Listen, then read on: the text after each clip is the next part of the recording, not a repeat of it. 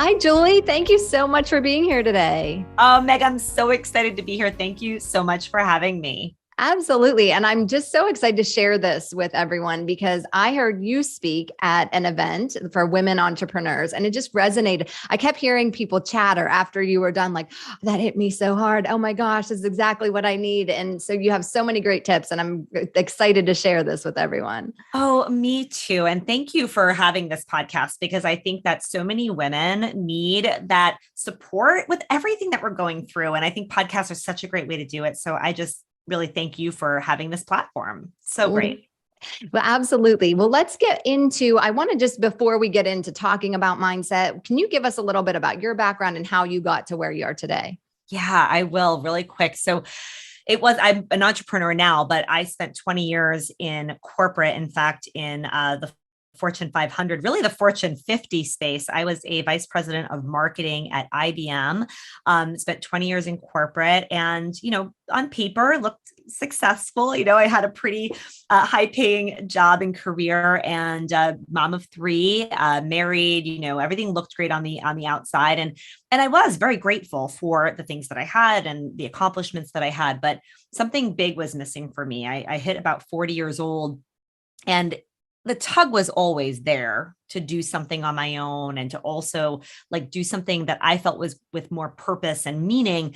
But I didn't really have any examples of that in my life at all. Like, really, when I think back to the 20 years that I was in corporate, I never saw an example of an entrepreneur. I never saw someone creating her own thing. And it wasn't until I started to question, what was my purpose? What did I want to do with my time on this planet outside of being a mom and all those things, that I started to pursue my own path. And it wasn't simple because it never is, because, I was the primary breadwinner. My husband, amazing man, in law enforcement. There's, only so much money to be made there. And so I was the primary breadwinner. So it was a really huge decision for my family, that I decided to leave that quote unquote safe, nothing safe, career choice and go out on my own and pursue my own thing. But I did it anyway, thank goodness. And I want to like hug that version of me now because here we are now 4 years later after I left that corporate job, with an amazing business that I pinch myself every day that I get to lead, have an incredible team. And my big focus is I help women to be able to become the version of themselves living that extraordinary life. So some women that I work with want to build businesses. Some women that I work with want to change careers or get that promotion. Some, honestly, Meg, they just want to be happier. And that's what we get to build and create in my business today, which is pretty amazing. So I love it. Wow. And it is so important. The mindset just makes such a difference with every aspect, whether it is changing businesses, whether it's, like just being happier and looking at your life in a more fulfilling way. But in health too, you really have to have the mindset that you can believe you can make some of these changes. Because if without that, you're just going to start repeating those same behaviors, which I'm sure Well, you see all the time. that's exactly it, right? So any result that we currently have. So for me, it was the corporate career, that was the result that I had in my life that I didn't want to have anymore. I wanted to change it, but it was the mindset and who I had been that whole time that got me to that point. So if I was going to go do something different, right, you do have to change your mindset. You have to actually change who you're being. And I don't know if you want to talk a little bit about mindset. I feel like it's kind of this like buzzword, but I don't know that people really know what it means. Do you want me to talk a Yeah, little bit about let's dig that? in. Because it's like, it sounds just good to say, like, yeah, I need to have the right Mhm. mindset. Or you see like basically memes and, graphics everywhere that are like, change your mindset, new results, new mindset, new results, things like that. So what is mindset? And I think that's so not understood well. And it's not something that do just reading a book or even listening to this podcast or, going to an event. Those are just like one-time things.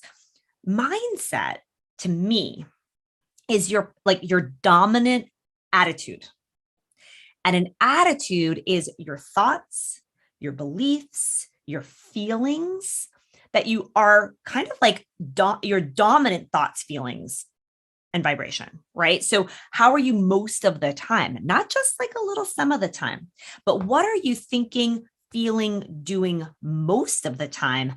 That's a reflection of your current mindset. And it's something that needs to get worked on daily, just like we're so used to working on our bodies daily. Like we get this idea that, I think everyone agrees, like the right thing to do is to move our body every day. And we get that and we understand that. But our bodies aren't what create our life. Our minds do. So mindset is working on your attitude, which is your dominant thoughts and feelings and how you're showing up each day, working on that every day, almost like that mental gym. And that's something I don't think a lot of people have ever been taught or understood, but I can tell you that that's what's helped to create massive change in my life. Wow. And I agree with you. A belief is sometimes just a thought you keep thinking over and over and over again. So can you give us some tips on how we can start to practice that daily? Well, what's interesting is I do think it all starts with having a worthy goal, right? So I think a lot of your listeners are really looking to create wellness goals, healthy, goals that help their health and wellness, right? So having a goal is really important because I think what happens is that we have this general idea that, well, if I change my mindset, but that's kind of like saying I want to go on vacation and then never say where you're going to go, never actually decide, well, but I want to go here. I want to go to Hawaii. If you don't pick the specific destination, you can't then take the actions to make it happen. Right. And so it's not just about changing our mindset. It's about making sure that we actually have a destination first. So I think having a very specific goal, and the more specific, the better, and putting some desire behind it. Here's what I have found, and I'm sure a lot of your listeners will get this. If we have a goal because it's something we think we should have, we tend to not stick with it. It's kind of why pretty much every New Year's resolution doesn't happen, right? Because we think we should. I should lose weight. I should go to the gym. I should eat this way or that way, right? Or I should save money. But when it's driven and backed by should, we can't even begin to change the mindset permanently, right? Like it's just like we're just using some sheer willpower and trying to plow through it. It doesn't really work like that. My big recommendation is that you have your goal, and it could be like to lose a certain amount of weight or to, start eating, a certain way or, vegan or this, whatever that goal is, but back it with a why that really matters. So if you're going to make a big change in your life, and working on your health can be a big change, because typically once we've gotten to a certain point, it's because we've been being a certain way for so long. So to be able to change our health, you've got to be in for the change. We got to like step into being the version of us now that is healthy. You've got to attach that. I call them future memories. And so for anyone listening, if you found yourself struggling to keep with a habit change or a new way of eating, or something in health and wellness that you're trying to adopt, don't just do it for that one reason. Like have this future memory. Is it that you want to look a certain way because you're going to start to be on stages and you want to be able to have energy? That's what changed for me. The should of like being healthy was like never working for me. It wasn't until I actually started to travel more to be on stages as part of my bigger dream that I was like, wow, I'm at 47. I'm like, I'm getting tired when I travel and I don't feel as good as I want to feel. So the desire to eat better and to move my body was not attached to just wanting to look a certain way. That just wasn't enough for me. It was attached to a bigger mission, a bigger vision, seeing myself on stages, having that future memory. So pick something that, okay, great. Now I'm healthier. I feel better.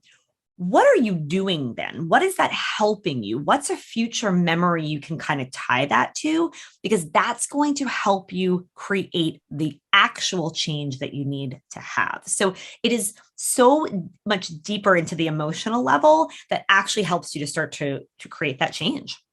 That's great. That's amazing. So I want to dive into like a specific situation with that. So sometimes whenever I'm working with people, they have to make some dietary changes that they don't actually want to make. And everybody's body is unique. So we don't look at it like everyone has to give gluten up or everyone has to give dairy, but certain people have to give up certain foods at a time just because of their unique needs and they don't want to do it. But I say, okay, you know what? When it's really impactful to me is when you're making those decisions, not because you should, but because you feel better and you want to make that decision because that's where you're feeling better. You do it just, it's natural, it's happy, it feels good. But there's a bridge sometimes in there where it's like, okay, that between that should, because that's the problem, and the like, I know it feels good. So in that case, are you picturing, okay, I feel awesome when I eat this way, things like that?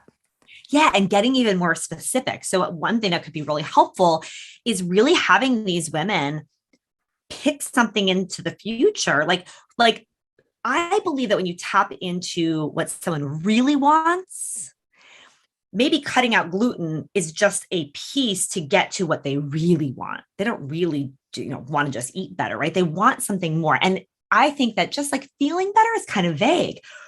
It's almost like, so now you almost do this like visualization. It's like, okay, so now they're closing their eyes. They're imagining themselves feeling amazing. Their energy is high. They feel really great in their body. They look great. People keep asking them, "What are you doing? You're like glowing," right? And you're like walking them through that kind of visualization. And then you're saying, "What is that version of you doing that you're not doing today?" And the fascinating thing is that you'll be surprised. People surprise themselves. They're like, "Well, if that's how it was, I think I'd run a marathon, or I think I would actually change careers and go do this." Or I think like we get underneath the deeper desire and then we're attaching that. It's almost like we're attaching to that wagon, right? Like, okay, great. So now when you don't feel like eating, when you want to eat the gluten, I don't want you to look at it as it's something I'm telling you can't have. It's, I want to help you get to that version of you. So I like to think of it as like this future version of ourself that we're stepping into, we're working to become. And she becomes this little inner advisor. It's actually not even little, like big. I am constantly going to the version of me that has my next goal achieved. Always. She guides me. She guides me. And the version I am right now helped guide the version of me that was just building my business, right? And when you tap into who do I want to be? What do I want to become? That's the bigger reason. It can help you in the moments of making a food choice. So I always say that when you can start to really work your mindset in the moments of the day, so it's not mindset sometimes, when you can really work your mindset to be the version of you that you are working to become in the moments of the day, you create massive momentum. And I'll just say that again because it's so powerful. When you can really work to harness the mindset of who you're becoming, the version of you you'd like to become, right? Health-wise, whatever, in the moments of the days, because that's when things happen. Like success for anything is just a series of successful days. So you have to like master it in the moments of the day. Then you start to create that momentum towards your goal. Right? Because I think people want to go, like, they just want to go too quick. They're like, okay, I'm working with you and now I want to be healthy, I lose the weight, feel better. And they want it to go like that. But it is through a series of successful days that get you there. And I like to tap into that inner advisor. I use it, Meg, being a mom. So I use this in all areas of my life. So what's the kind of mother that I want to be? I want to be calm and patient, and I don't want to yell, and I want to really see my child for what they really are, and they just want my love, and I don't want to be so reactive, right? Like these are all the things like that I'm very intentional about. Then that's who I want to be. So now I'm in the kitchen and the teenager has, a snip attitude and being this way and whatever. What am I going to be how I always am, or am I going to tap into being her? And the more you tap into being her, the more it becomes habit. It changed my relationship with my son, Jack, who's now 16, because it doesn't matter what he says, how he acts, what attitude he has in the moment, I'm her. and it works like magic on him. So and then it's going to be a series of successful days of me being a parent to him, a mom to him, the way that I want to be, that is going to create a beautiful relationship for life, right? But it's in the moments of the days. That's why I think there's such a misunderstanding about mindset. You can't just listen to a podcast in the morning and then it be 5 o'clock at night and someone ordered pizza and you're not eating gluten.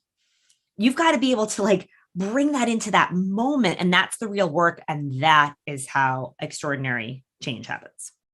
Wow, that's so powerful. And I'm going to have to use it I have 2 teenagers too. So I need to be that mom. It works magic. I always say when it comes to relationships, the only thing that you can change or control is you. And being intentional of like, who do I want to be? I was finding, and this is a little tangent, but I think you probably have a lot of moms listening.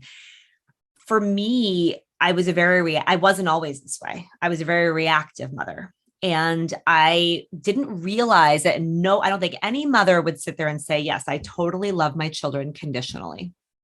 However, our behavior can reflect that, right? Like if they were being quote unquote good, then I was happy and things were great. If they were acting up and throwing a tantrum and then I was angry and yelling and all those things, right? So what does that mean?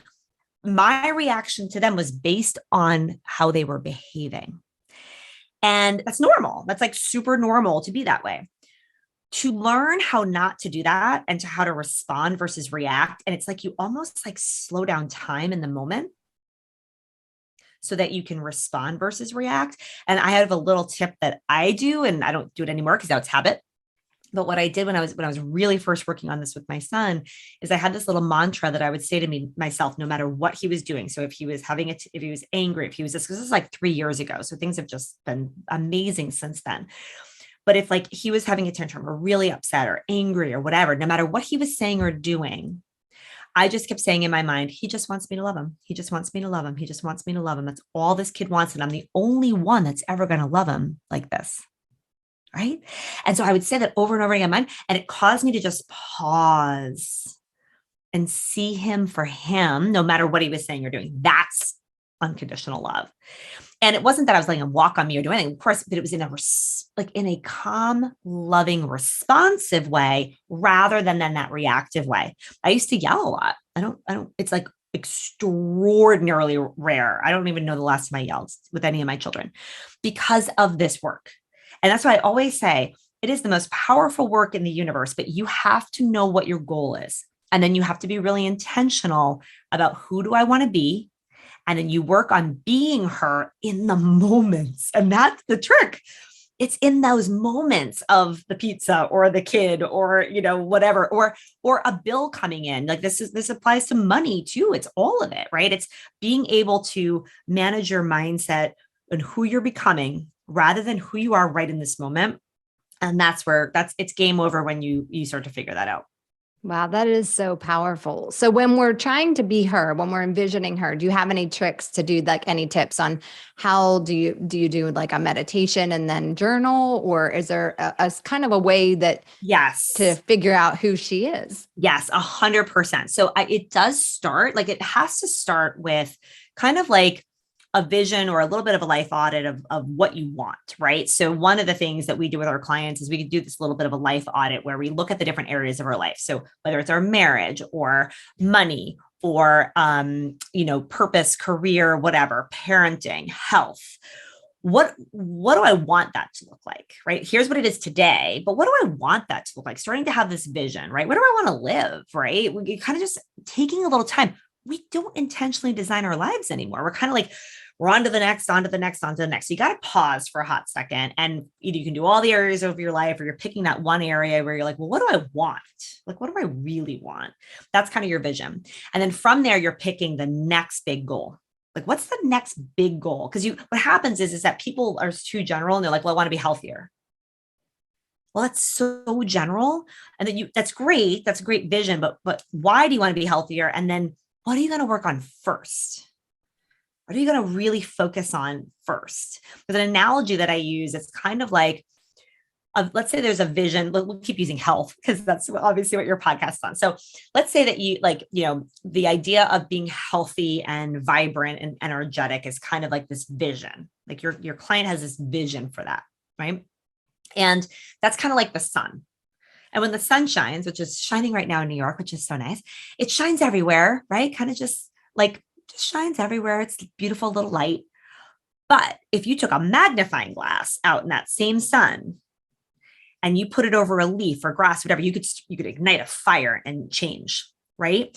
I look at having a very specific goal of what you're going to work on next is like a magnifying glass for that broader vision. So that's great. You want to be healthier and more vibrant, have energy and, just like be able to play with the kids better and clothes fit better and all this. But what's the first thing? Maybe it's, I drink 75 ounces of water a day. And that's the only thing you're focused on. Guess what happens when you have that one focus? You do it. What happens is it's so broad. And then we take on everything. Like I'm going to drink 75 ounces a day. I'm going to run 3 miles. I'm going to not eat gluten. I'm going to do. And it's so many things. And it's not that you can't be working on some of those things, but focus. It's like the magnifying glass, right? You really focus. The piece on the being is that because you start there and then you say, okay, the version of me that drinks the 75 ounces a day, the version of me that runs the 3 miles, whatever you're working on, right? The version of her, what is she like? What's her characteristics? What are her qualities? What is it about her who's already doing that? And it's you. It's not like it's someone else. What is she doing or how is she being that's not me today? Right? It could be that self-integrity, following through with what you say you're going to do. She's doing that, but you may not be. And that's okay. I always teach my clients, be a compassionate scientist about yourself rather than like a judge and jury, right? So it's not like, yeah, she's got self-discipline and self-integrity. You don't, right? It's not like, oh, she definitely has that. How can I step into being a person that has self-integrity and does what I say I'm going to do, right? Or she's calm, she's patient, she's loving. Like that's the stuff I did when I was with like being a mom, right? Like it's like these qualities. It's almost like a state of being. You can't like do a state. You can't do calm. Like you be calm, right? You be patient, you be loving, you be happy, right? You be self-disciplined. You kind of work to embody that version of you. Right? Which is really, really powerful. And so when we do it, we got to really look at the whole life because I believe we're very holistic people, right? And so someone that has a health goal, it's probably related to something else from a family goal that they have. Like for me, a big one is, I've got these big business goals. Of course, I want to have impact in all the things, but I also have this like vision of this beautiful home by the water that as I'm older, my kids are older, they're married, grandkids are coming, that it's big enough for everyone to be in there. I picture myself in that house. It's like I've been there already, right? In my mind, I go there all the time. In fact, on my phone, I have Zillow and I have a couple of saved houses, exactly what I envision. And I literally go through the pictures 3 times a week. I'll go through the pictures physically and just be in there. Right? That's a future vision. So I think about who do I need to be that has that? Well, you know what? She's showing up and doing some of these things that I don't really feel like doing in my business. You know what I'm saying? So we really work on this kind of holistic approach to it, right? So you got to have the goals and the vision. You got to step into what's that version of you? What is she like that you don't quite embody, that it's not part of your paradigm? How can you develop hers? Right. And that's kind of like this constant process. Because the cool thing is once you get to be her, you've achieved the things. So it's this journey of becoming her that helps you achieve these goals. And it's really powerful. It's the best work you can possibly do. Wow. And it's something everyone should do. So it's universal in every area of our life. If we can change that, if you can change the way you see yourself. And as you say, I see you in that house because I have heard, I think it's Jack Canfield who actually has pictures of the house that he bought in a box, which is a really amazing when you think, wow, some of those stories that really do happen when you can put your mind to it. And if you don't mind, just on that point though, like it's so funny, right? Because like the book, The Secret and Law of Attraction, all that stuff and manifestation, the big missing piece that it's taught some people that teach it do totally teach it with this element, but like it doesn't just happen. We play a part, because this is what people don't understand. The law of attraction is always at work. The law of attraction is giving you exactly what you have right now because of how we've shown up, right? We play a very important part in that. Like it's as important. So we have to remember that when this is the coolest thing, when we work to become her, we are now attracting what she attracts. That's how this works. We're vibrating at her state. We're at her energy level. We're doing what she does. Therefore, then also attracting to us other people, circumstances. You start to notice things you would have never have noticed before because you're not operating at her level. You're not operating at that level of you with your goal achieved, right? So the law of attraction is always at play. It's just that, but unfortunately, how it's kind of been taught, it's like, okay, I want the house or I want this. And then it's like, we look at a vision board and like, it's going to happen. It doesn't. Like our job is to be her that has everything on that vision board. So that's where like, just a real quick tip, because I know a lot of people do vision boards. The goal with it is that you become the version of you that has what's on that vision board. That's the secret sauce. It doesn't just happen. And so when you work to be her, you also have to do the things that she does, right? So you be her, you do the things that she would do, even though you don't feel like doing them. And then you can have what's on the vision board. That's how that really works. And when you, this is a little nuance with vision boards, but I hear different opinions. So I'm curious with yours. Some people say be very specific, like pick that car, pick that house. And then some people say do more of an emotion. So do you have an advice there? Because I know people do like to do vision boards. I'm on the emotion side of things. So okay. I have mine's over there. What I do is I have this journal. Instead of just having a vision board up, I have this journal. It's like a goals and visualization journal. And I literally have the pictures like taped or pasted in the journal. And then I have my life script. I call it like you got to be the screenwriter of your life. Because here's the thing, this is just like a little side thing, right? So you, of course, are the lead actress in your life movie. I mean, there's no one else living your life. You are you're the lead actress. But what's happened is that for most of us, we've let someone else and other things and circumstances be the director and the screenwriter, right? So when you can assume all three roles, you become the screenwriter and the director and the lead actress, game over.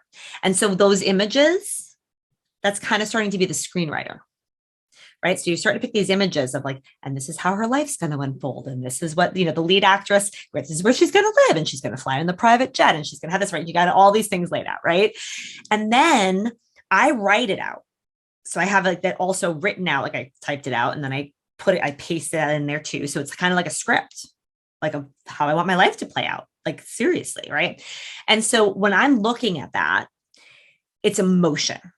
So when I look at the house, may not be that house. I always say, I look out the windows, I can see it. I'm like in the kitchen. It's beautiful and white and gorgeous. And I can see water out of every window. I'm pretty sure it's ocean because I'm an ocean person, not a lake person, but I've never been to the Great Lakes and I've never been to certain lakes in the US. I'm not going to count it out, but it's water. Everywhere is water. And I have the emotion of how proud I am that my kids always want to come to this house, that they bring their spouses and their kids, and there's plenty of room. So no one's on top of each other. And so every holiday they're like, oh, we're going to mom's house. Like cannot wait to go visit them. This is like that they want to come. And I just like, I have that, like, and they're 18, 16 and 8, God willing, no one's having kids yet. No one's getting married. None of that's happening, but I'm visualizing that. And I feel like that's already happened. So it's about that emotion and it's about what I call future memories. So I would put a future memory that you like embellish and really think about on that picture. So on my vision board, I also have a picture of like Oprah and a couch and then cut off whoever was in that spot. Right. And that's there. And I will go to sleep at night and I will think about what I will say, whether it's on the Today Show or with Oprah or whatever. And I think about what would I say? And I literally like, I'll cry like as I'm falling asleep, thinking about what I'm going to say about what I've created and who I've helped and what I've done. That's how you bring this to life. The images, like maybe it's not Oprah, maybe it's Savannah Guthrie, maybe it's, I don't know. Right. But like don't be so specific that you pigeonhole yourself, but also don't be too academic. I think what happens is that we get very academic and these, I gotta have a gratitude journal and my vision board. And like, we kind of like make this like gratitude. It's get into the emotion of it. Like I have been in this house with my family. I've been on the couch already. I have, right? So it's like, that's the whole point, because here's what happens. What comes from that is that then I show up and I take action from that place, because it's not just going to fall in my lap. And that's how those things work. That's how you leverage things like vision boards. You got to wrap that other piece into it. That's amazing. I love that. So just listen to that, soak that in, then you show up and take the action to be there. You've given us so much good information, Julie. This has been wonderful. Can you just tell everybody how they can find you? Because I'm sure everyone's like, I want that house. I want, I want all of those things. Well, obviously you're podcast listeners, so definitely go check out my podcast. It's called Ignite Her Mind. And this is the kind of stuff I talk about in there. That's all I talk about. Mindset, all this stuff. So definitely check that out. And follow me on Instagram. I love podcasts because like right now we're in someone's earbuds, right? And we're so intimate with someone, but I can't see them and all the things. I love to engage with people that listen to the episode. So follow me on Instagram and then message me. Let me know that you listen to this episode, and I do respond. So it's me in the messages. So please do send me a message and say hello. You know what? And even screenshot this and put it in your Instagram stories, tag Meg and I, and we'll both, be commenting, but like, let's start the conversation, because we want to hear from you too. So that's what I would recommend. Well, thank you. I always say that too, because we want to follow, we want the success. We want those transformations. So yes, that's why we're here. We'll have to have you back in a few years and see where, everybody is at the time. It's so, if there's one thing else I can just leave with your listeners is that, and I studied with Bob Proctor for some time, all of last year, and he left this planet, this year, and it was so sad. He was such a tremendous leader in the personal development industry and helped millions and millions of people. And he was taught by some of the earlier, I guess, we had Napoleon Hill, and then Earl Nightingale, who learned from Napoleon Hill, is who taught Bob Proctor, right? That Bob Proctor's teaching us. And like, I just feel like if we can learn these lessons, we've got to keep passing this stuff on to our kids. Like we've got to keep carrying this real secret of life, which is we're in control. We've got to work on who we're being, and magic begins to happen. But what Earl Nightingale had said, Bob's mentor, was that success is a progressive realization of a worthy goal. So success is the progression, the realization over time. Like we're so used to something happening so fast. And I know so many of your listeners are here for a health and wellness transformation. Give it the time it will take. This is what I say. If it took you 4 months or 12 months, 2 months or 2 years to get that breakthrough, to become that version of you that is healthy and vibrant and energetic, would it be worth it? And it would. So just allow that time, show up, do the work in the moments each day. That's how you're going to get to the success you want, and just allow the time it's going to take. That instant gratification is so prevalent. So we do need, and really bringing yourself back into balance, and for health wise and with all goals, but it does take some time and just naturally. So I think once you realize that and accept it and like nurture it, then you can see the real transformation, which happens every day. It happens every day. So that's what we have to say. Like we can do it. We all do it. And so just stay on the right path. Love it. Yeah. Well, thank you so much for joining us, Julie. I hope you have a great day. And thank you for being here. Loved it. Thank you so much for having me. Thanks. Have a great day, everyone.